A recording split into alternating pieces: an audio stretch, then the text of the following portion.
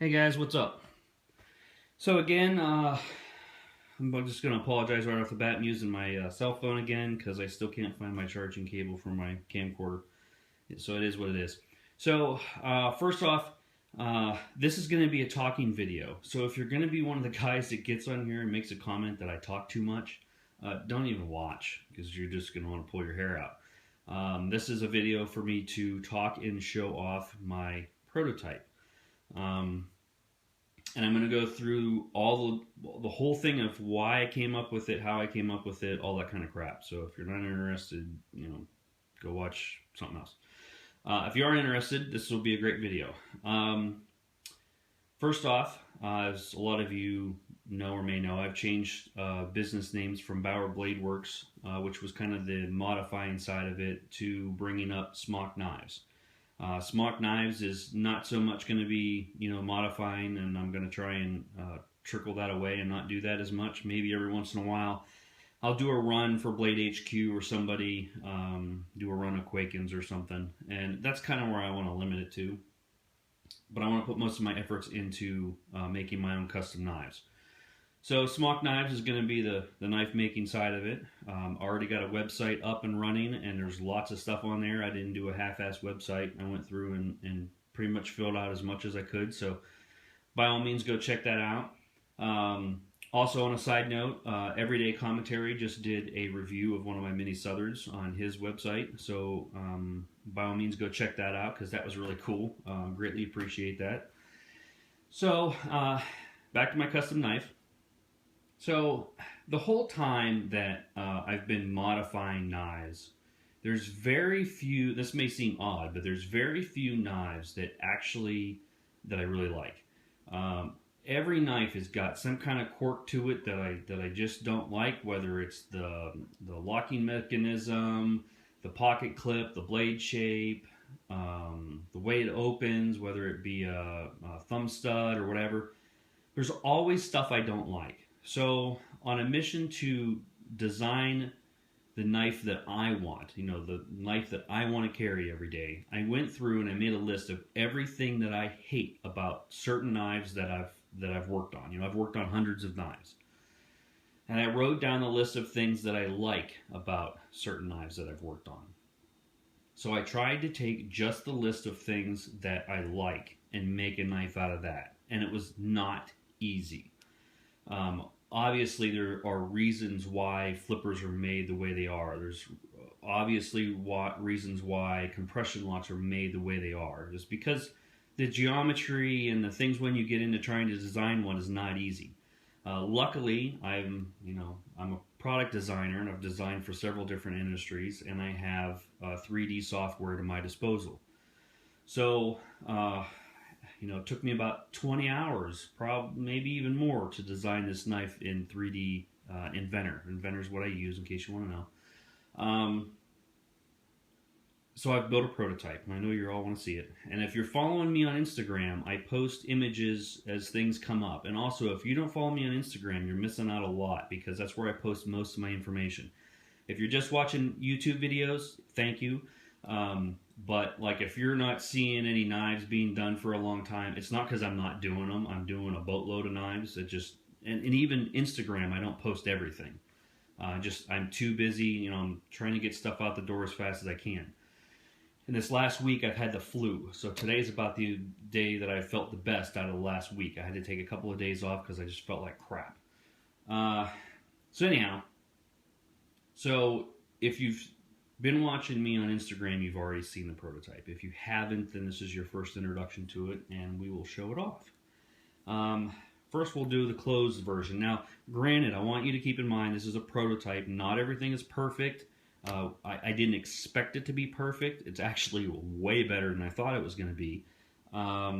So there are some things that are wrong with it. So no need to go, oh, well, that looks like crap. Well, of course it does, because it's a prototype, all right? So, here it is closed. Now, I did several different anodizing schemes, and that was just playing around, okay? So this has got like a gray and a greenish anodizing, and the hardware is bronze. And yes, I am using titanium hardware because I'm I'm a big anodizer, so I wanted to use quality screws, which cost an arm and a leg, just so you know. And I also wanted to be able to anodize them to match well with the rest of the knife. So that's the first thing you might notice. The second thing is it is a flipper, okay? So I wanted a flipper. Now, one of the things I don't like about the flippers that stick out the side here, like most, not everybody, but most, one, when you stick this thing in your pocket, it's sticking out so that when you stick your hand in your pocket, you're hitting the flipper. I don't like that. Second of all, this thing, I just got the detent working today, so it hasn't had a functioning detent since I've built it, and it flips better than almost any other knife that I have, especially without a detent. If you take and you get the knife just past the detent and you try and flip it on a normal flipper, you know, they come out to about here, okay? And that's it. Mine would actually flip hard the whole way out. And I think I realized why it was doing that. Also, if you take a knife that has a flipper out the side here and you push it all the way in, just till it stops to where your finger no longer has pressure on that flipper, it's usually about in here somewhere, and then that flipper no longer works. Well, on mine, if you go to flip it, your finger has pressure the whole way out to there, which is, you know, like I said, about double amount that most flippers do. So I think mine was flipping a lot better because you got a lot more contact time with the flipper in your finger to give it more force, so it was flipping great. Just because I know you want to know. So there's the flipping action of it. And excuse me if I'm sniveling here, I'm still sick. So that's pretty much that. You notice that there's a button here. And the button is just a standoff at this point. I have to custom make or have somebody custom make. I think maybe John Grimsmo is going to do me a favor. He's a buddy of mine, so he might make up some couple, just enough to get me going on the buttons there. So I just had to use what I could at the time. So this knife is pretty much a flipper, compression lock, button release. Okay, I know that's weird, but again, like flippers, okay, I don't like them sticking out. So this is a flipper that doesn't stick out, and it flips really well, okay? Also, I really am not a huge fan of frame locks. I mean, I know that may seem odd. Everybody does frame locks, right? I'm not a huge fan. Main reason is because you got to get your thumb in here, and then you're closing the blade in on your thumb. To me, that just, I don't like it. So, a compression lock, you know, Spyderco. I love the paramilitary too. So back here, there's you release it back here and you can close it with one hand. I love that, okay? But again, I would much rather have something on the front to release it with. So I put a button to release the lock. So you flip and you push the button to release it. And again, my detent isn't perfect, so it's probably skipping out the bottom. Yeah, see, it's kind of weak. And there's reasons for that. I kind of screwed up the track, but yeah. So anyhow, the next thing is a blade shape. Okay, I like Warncliffs, so I'm gonna make a Warncliffe. That's because that's what I like. A lot of guys go, well, you need to make this, well, you need to make that. Well, here's the deal. The whole reason why I'm making a knife is to make me happy. That's priority one. And that's because, you know, if I wanted, you know, a spear point or whatever, then I would have just bought somebody else's knife, right? So I made a Warncliffe, did the blade grinds. I got Peter's Heat Treat here locally to do it. Peter's is one of the best heat treat places from what I hear. And they're local. They're like 20 minutes away. So there's no point in me trying to screw up everybody's blades when I can just take it to Peter's Heat Treat and make sure that it's perfect. So that's what I'm going to be doing. Also, I did a rounded spine on here, which I kind of fell in love with a little bit of grooves on here from doing my mini Southards. I love the rounded spine, especially when it's closed, because then you don't get any like hot spots out front. You know, feels good in the hand. So that's why I did that. I also didn't put a swedge on here. I'm not a big fan of swedges, especially trying to do them, because you got to get them even on both sides. And if you don't, people complain. And I just don't like the way they feel, especially with trying to do a rounded spine and then do a swedge. It just looks weird. So I just capped this off, and I think it looks great. Gives you lots of strength up here at the tip instead of cutting in swedges and reducing your strength. I like it. I like it. This blade steel is CPM 154. The first run of these that I'm going to do is going to be S30V. And I plan on CPM 154 and S30V as my staples because they are easy to get a hold of steels. And they are great steels, okay? So, but I want to do runs of like M4 and other stuff, but those steels are harder to get a hold of as well. So I don't want to rely on saying, hey, all my knives are going to be M4 and then not be able to get it in. I don't want to do that. And I know I can get a constant supply of CPM 154 and S30V. So those are going to be like the staples, okay? And like I said, I'll do small runs of other stuff. So, pocket clip. You're going to notice that this is just a bent pocket clip. Why? Because I don't like milled ones. Usually milled ones, the top out here sticks out further, and you walk past a car and you just keyed the car, you know? Also, the retention on a spring one I like better. Out of all the knives I've had, I like spring pocket clips better. And no, it's not a deep concealed pocket clip, although the distance between here and here is short. I wanted something to stick out of the pocket to grab a hold of. Maybe down the road I'll do a deep carry pocket clip, but right now I don't plan on it. And maybe I'll do milled ones down the road, but right now, again, I don't plan on it. That's what I like, and that's why I'm doing it. Another thing you might notice is here's the logo. Okay, and the logo might seem in an odd position, but actually I really don't think that it is. Most people don't like stuff on the front, okay, so I wanted to keep the front pretty sterile, okay. Then when you have a knife in your hand and you go to say, okay, well, what's the blade steel? You automatically always just kind of go like this, okay, to turn it around because you know something's usually on the back here. But when you're looking at a knife in your hand this way and you want to look at the back, what do? You go like this. So there's the logo. I didn't want to put it on the pocket clip because it would get all scratched up from use. I didn't want to have it centered here because then that would be, you know, if it got off centered a little bit, it would be obvious. So it's offset for a reason. And I think that's where it's going to be. And, you know, I might change down the road, but I like it. And then that way, if I plan on doing, like, milling patterns or stuff in this area, it's not going to get in the way and such. I also, on the inside, which I don't know if you'll be able to see, I put SK23, which is the model number, -000P, which means prototype. This is 000. This is not for sale. Then when I start going into production, there'll be 001. And then a lot of guys said, well, can you take the knife apart and show us how? No.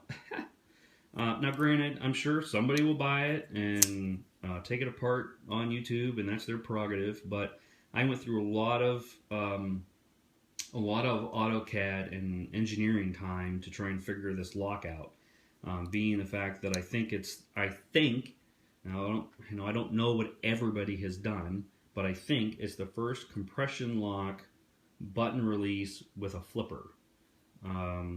And just so you know, I have talked to Spyderco, and right now this is a prototype. So if this goes up for sale, if I start making them and selling them, I will be licensing the compression lock from Spyderco. I have talked to them. That is a possibility, and if I start selling them, I will do that. At this point, there's no point in me going through the legal paperwork of doing that, because right now, the lock on this one, and I'll be honest, is not perfect. I've got some blade play in there. That was probably my fault for doing the lock face by hand. So I need to do another one to see if I can correct that and make it a stable lock. And if I can't, then I'll have to change it. It might not be a compression lock. It might end up being a frame lock, whatever. But this is what I hope it's going to be. So at that point, it will be licensed from Spyderco. And some people have made a comment that this is kind of close to like the knack lock from Benchmade.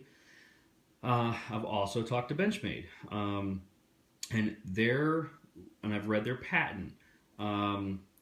My actual lock, although it's got a button like a knack lock does, that's really the only thing that's similar. And they're, automatics have buttons. So the actual locking, the geometry and the way that it locks is actually a compression lock. So I will be licensing that from Spyderco, like I said. And I've talked to Benchmade, and at this point, they have no issues with me.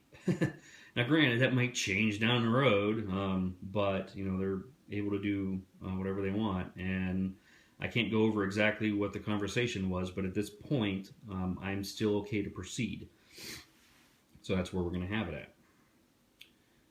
The other thing is that it does have a backspacer. And granted, this is just jade because I broke all the 440 taps that I had at the time, so I couldn't tap a titanium piece. So I will be putting a titanium backspacer in there at some point or another, or other exotic materials, but right now this one's just got jade in here for now. And that's pretty much it. So that is the SK23 prototype. Flipper, compression lock, button release. I wanted to call it something cool, but I don't know if Spyderco will let me, considering the fact it's actually a compression lock. So I don't know if they'll let me put any kind of jazzy name on it. Who knows? Hey, maybe they'll do their version. That would be kind of cool.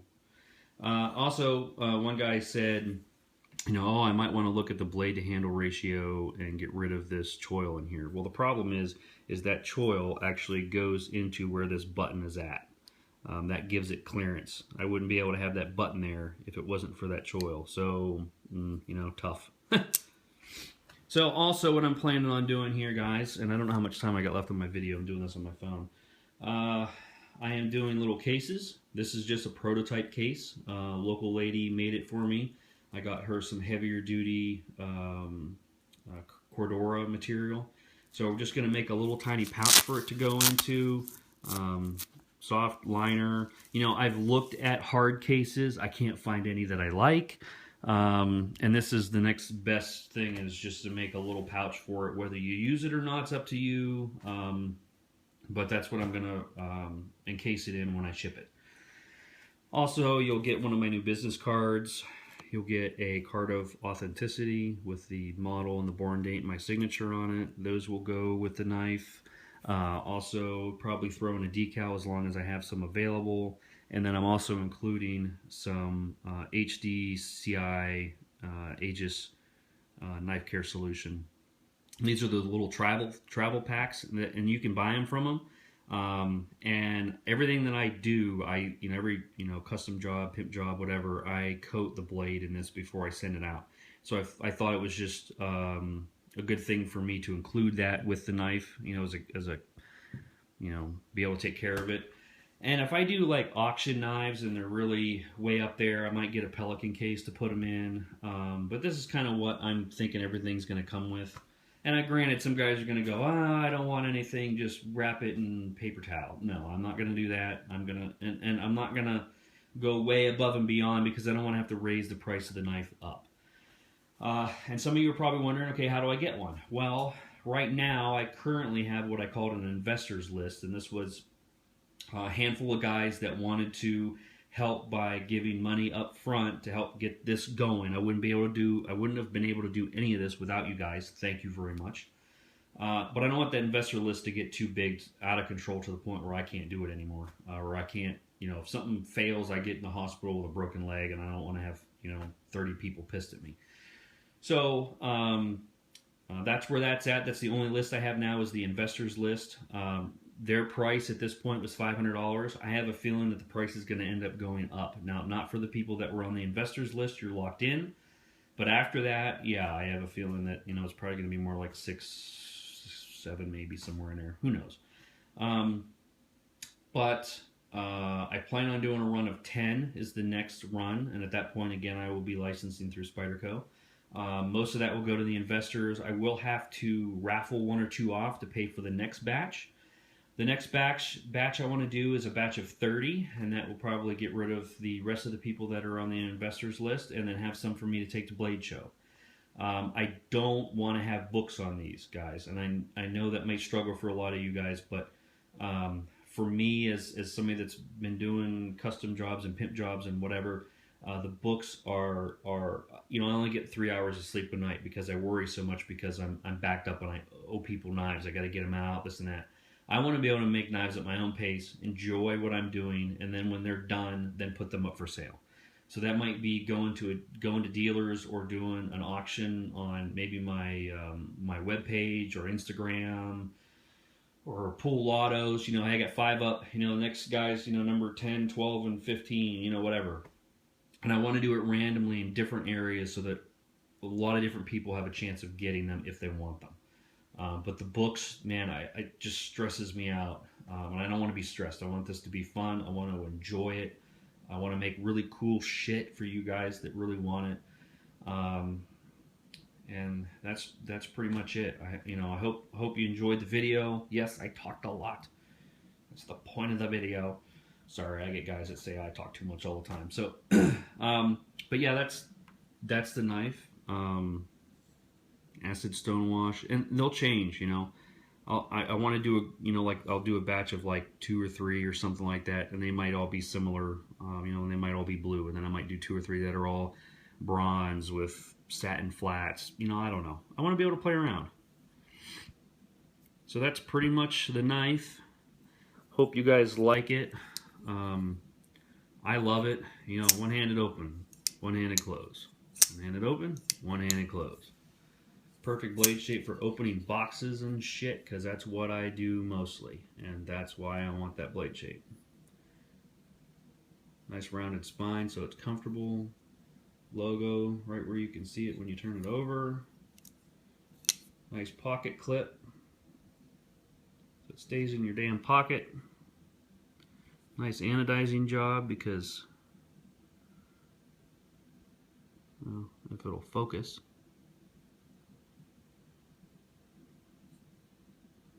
Nice and centered. Bearings. So yep, it will be on bearings. Nice. I'm sparing no expense making this, because if somebody's gonna buy it for 5 up, I want to make sure you're getting your money's worth. So anyhow, guys, check out the website. Check out Everyday Commentary for putting up the posts of the mini Southern that I'm doing. Check out Blade HQ and GP Knives are both going to have stuff from me up for sale on their website soon. I just did a couple of Quakens and they went in like half an hour. They were all gone, which is awesome. Thank you. And there's a bunch of brew keys right now on Blade HQ. So if you want to buy one now, there's several different colors of brew keys up there. Go check them out and follow me on Instagram. And thanks, guys, for everything. I greatly appreciate it. And hopefully this works out. All right, later, guys.